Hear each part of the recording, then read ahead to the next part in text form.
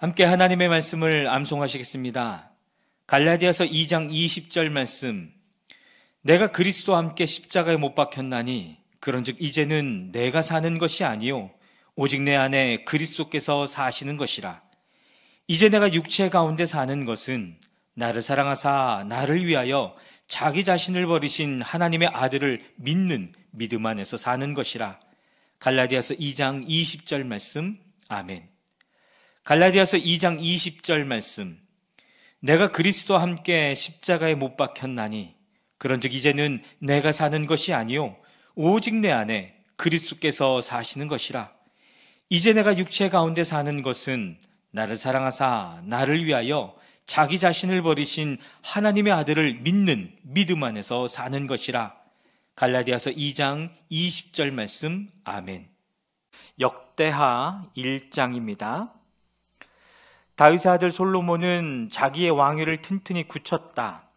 주 하나님께서 그와 함께 계시며 그를 크게 높여주셨다. 솔로몬은 온 이스라엘 곧 천부장과 백부장과 재판관들과 온 이스라엘의 지도자들과 각 가문의 족장들을 불렀다. 솔로몬은 온 회중을 데리고 기브온에 있는 산당으로 갔는데 거기에는 하나님의 회막 곧 주님의 종 모세가 광야에서 만든 회막이 있었다. 그러나 하나님의 궤는 다윗이 일찍이 예루살렘의 궤를 모실 장막을 치고 기럇 여아림에서 그리로 올려다 두었다. 다만 훌의 손자요 우리의 아들인 부살렐이 만든 놋제단은 기브온에 있는 주님의 성막 앞에 있었다. 그래서 솔로몬은 회중과 함께 그리로 나아간 것이다. 솔로몬은 거기 주님 앞 곧 회막 앞에 있는 놋제단으로 올라가 번제물 1000마리를 바쳤다. 그날 밤 하나님께서 솔로몬에게 나타나셔서 내가 너에게 무엇을 주기를 바라느냐 나에게 구하여라 하고 말씀하셨다. 솔로몬이 하나님께 여쭈었다. 주님께서 나의 아버지 다윗에게 큰 은혜를 베푸셨고 또한 나로 하여금 아버지의 뒤를 이어 왕이 되게 하셨습니다. 주 하나님, 이제 나의 아버지 다윗에게 하신 말씀을 그대로 이루어 주십시오.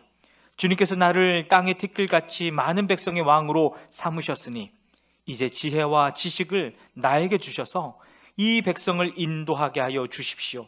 이렇게 많은 주님의 백성을 누가 다스릴 수 있겠습니까? 하나님께서 솔로몬에게 말씀하셨다. 너의 소원이 그것이구나.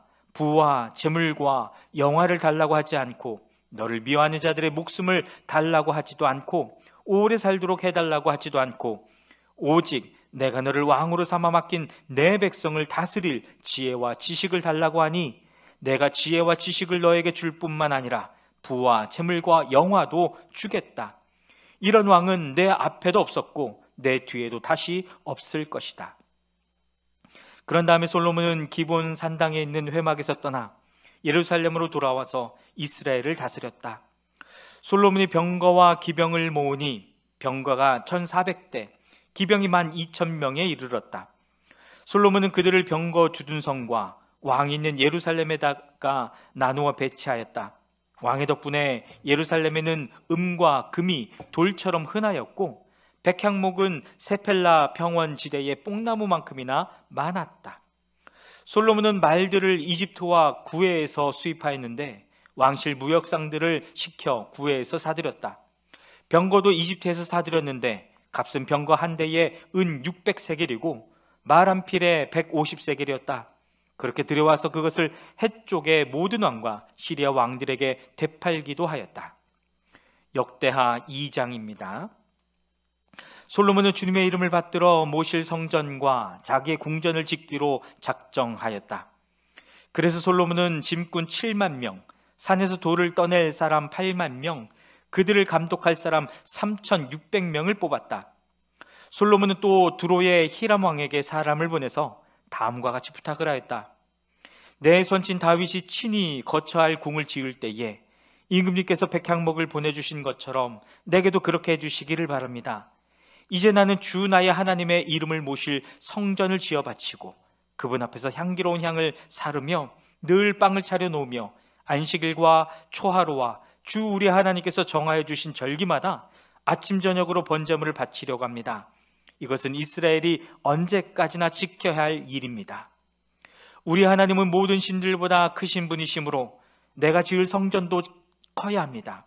하늘도, 하늘 위에 하늘마저도 그분을 모시기에 좁을 터인데 누가 하나님을 모실 성전을 지을 수 있겠습니까?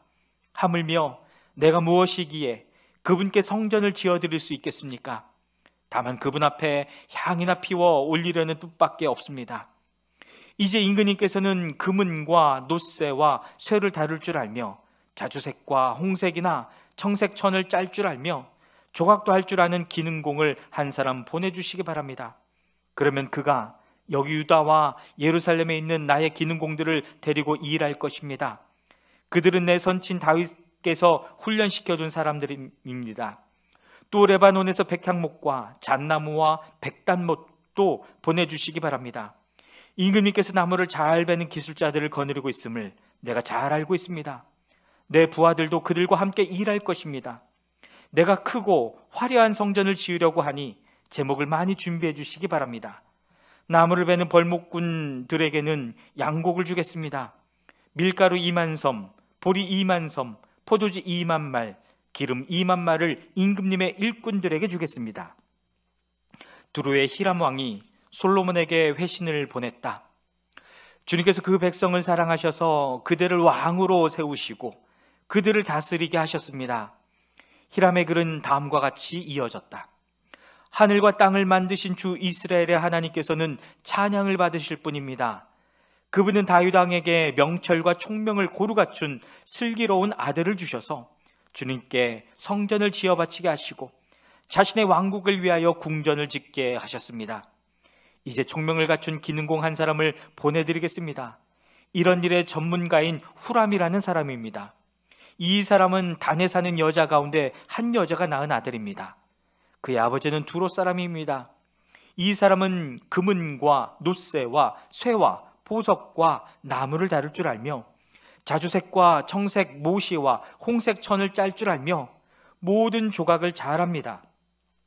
어떠한 것을 부탁받더라도 모든 모양을 다 만들어낼 수 있는 사람이니 왕의 기능공들과 내 상전이시며 임금님의 선왕이신 다윗의 기능공들과 함께 일을 하게 하십시오.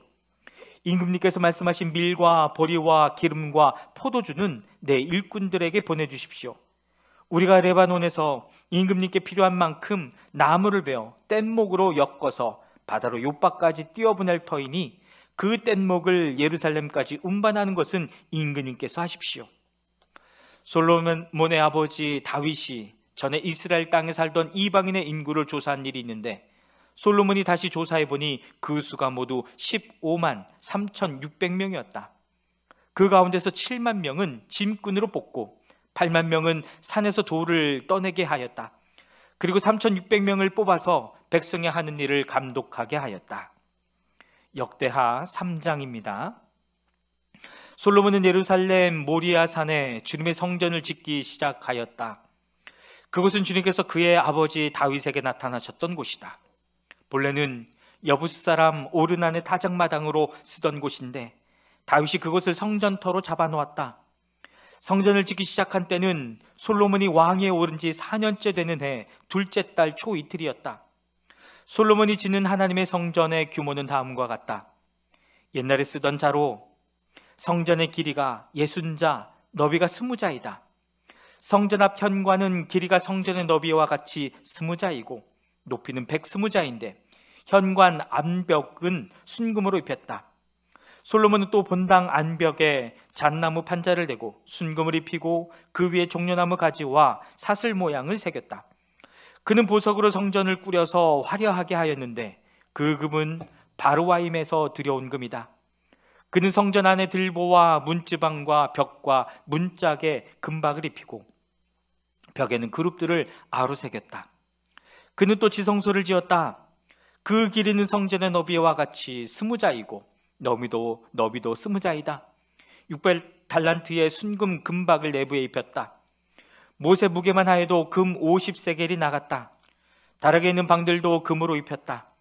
그는 지성소 안에 2개의 그룹 형상을 만들어 놓고 금으로 입혔다. 2 그룹이 날개를 편 길이를 서로 연결시키면 20자이다. 첫째 그룹의 한쪽 날개 길이는 5자인데 그 끝이 성전 벽에 닿고 다른 쪽 날개 역시 그 길이가 5자인데 그것은 다른 그룹의 날개에 닿았다. 둘째 그룹의 한쪽 날개 길이 역시 5자인데 그 끝이 성변벽에 닿고, 다른 쪽 날개 역시 그 길이가 5자인데 그것은 첫 번째 그룹의 날개에 닿았다. 이 그룹들이 날개를 편 길이를 서로 연결시키면 20자이다. 그룹들은 성전 본관 쪽을 바라보고 서 있었다. 그는 또 청색 실과 자주색 실과 홍색 실과 가는 배로 휘장을 짜고 그 위에 그룹들의 모양을 수놓았다. 성전 앞에는 높이 35자짜리 기둥들을 세우고 그것들의 꼭대기에는 5자 높이의 기둥머리를 얹었다. 그는 또 목걸이 모양의 사슬을 만들어서 두 기둥머리에 두르고 성류 모양 100개를 만들어서 그 사슬에 달았다. 이렇게 그는 성전 본관 앞에 두 기둥을 세웠는데 하나는 오른쪽에 다른 하나는 왼쪽에 세웠다. 오른쪽에 세운 것은 야긴이라고 부르고 왼쪽에 세운 것은 보아스라고 불렀다.